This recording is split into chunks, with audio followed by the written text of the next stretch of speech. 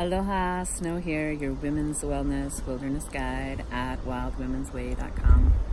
Giving thanks for this beauty day, and just wanted to share this really deep personal story with you because been feeling really deeply triggered by all the human sex trafficking that's happening in our country, all the children and young children that are disappearing, women of color, Native Americans, and the commodity and commoditization of women and sex in our country, the porn industry that has sprung so much gravity towards sick men and masculinity, toxic masculinity that has created a world where women are not safe in their bodies, where women are not safe to be the beautiful essence of sexuality that they are. Their sexuality is taken from them and commoditized, and they become victims of sexual abuse and sexual trauma. And so this video is my personal story recently that I remembered about my own sexual trafficking as a child. I was a perfect candidate for sexual trafficking as a child because I had already been really deeply sexually traumatized and as well as sexualized as a child. From a very early age, I was raped at the age of 5, and I had multiple experiences with multiple men throughout my early childhood, cousins and uncles and stepfathers of friends, and just dads of kids that I babysat, just really messed up sexual abuse. This was like the foundation of my sexual experience as a child, which led into my being trafficked as a child, which is embarrassing to talk about, and as humiliating as it is, I feel the need to share that this happens not in the ways that we think it does always. We always have this idea that the children gets stolen in the night or however, and this is how it happened to me. So I wanted to just explain to you how it happened to me as a child. I was hypersexualized, as I told you, and also I lived in poverty and was neglected as a child, not because my parents didn't love me, but because they had a lot of other children and because times were tough and my parents were dealing with their own sexual abuse and trauma that was repressed within them. They didn't know any better, but however that was, I fell into the hands and prey of my friend who had her little pimp. My friend who had a pimp that she had been working for 3 years prior to me meeting her, and I was 15 at the age when I met my friend, and my friend introduced me to prostitution or human trafficking. I was manipulated into this situation of selling my body because I didn't really feel like my body was mine already. I felt like it was already an object and a commodity for men's desires, and I didn't really own or have any self-worth or self-respect at that time because I had never been really taught it. I had been taught how to give my body away, and that it was my fault that men stole from my innocence and my body's sacred sexuality from me. So I just wanted to explain to you that that as a child, 15 years old, a lot of money was $100 or $150 or whatever it was for 10 minutes or a half an hour or an hour or whatever it was. It was a lot of money for a little bit of time, and I don't even remember how many experiences I have of doing this to myself or putting myself in that situation, but I have 2 really vivid memories of it, at least.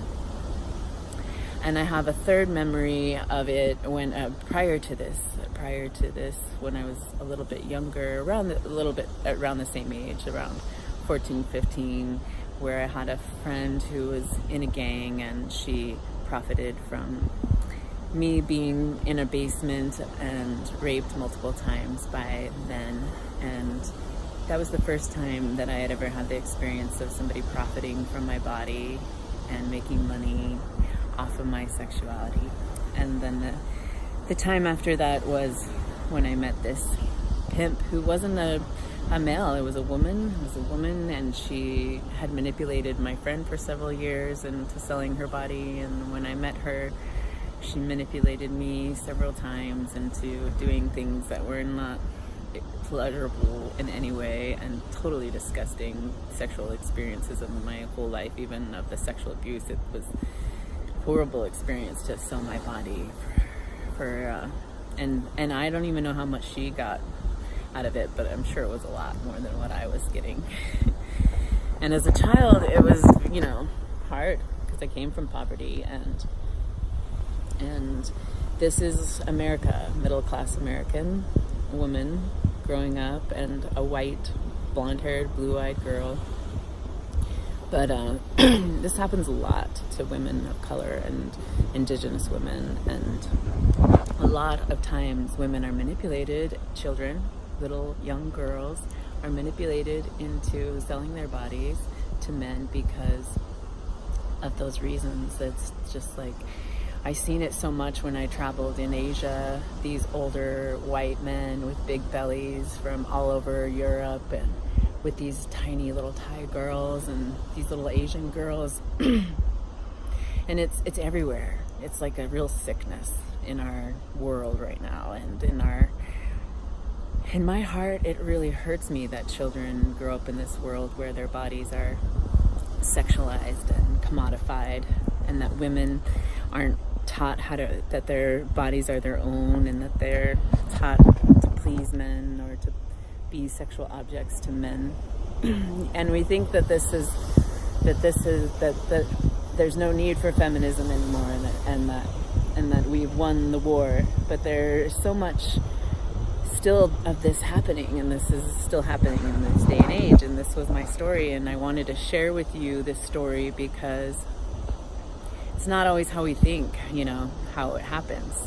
First of all, my pimp, she was a woman, my pimp, she, like my friend, is the one that convinced me and manipulated me into these situations, and that's how it happened, It wasn't like I was robbed I wasn't taken in the middle of the night from my family and sold into sex slavery. It was a woman who was very skilled at selectively picking out women, young women whose self-esteem and self-worth was already in the dumps, and able to manipulate them into selling their bodies for sex. So I know this is not like this happy story that I'm sharing with you, and it's heavy and it's deep, but I just wanted to share it with you because I think it's important for us to understand that how these things happen in our culture, and also that there is a way to heal from these things. But I would love to create a world in which there is no need to heal from this, a world in which women grow up and their bodies are not commodified or sexualized, or that women don't feel the need to sell their bodies because they have enough and their needs are met. And that is my prayer for children, that their needs are met, that they have all their needs met, that women have their needs met, and that men will stop paying for sex with little children, because that's where it all comes down to when it comes to human sex trafficking, is these men who are from some sickness and from total loss of darkness and control over needing to control little girls' bodies and be with little girls. I mean, it's pretty disgusting, don't you think? And it happens all the time in our culture, all the time. I'm not the only one who is so blessed to be able to have these horrible experiences of being sold, my body being sold.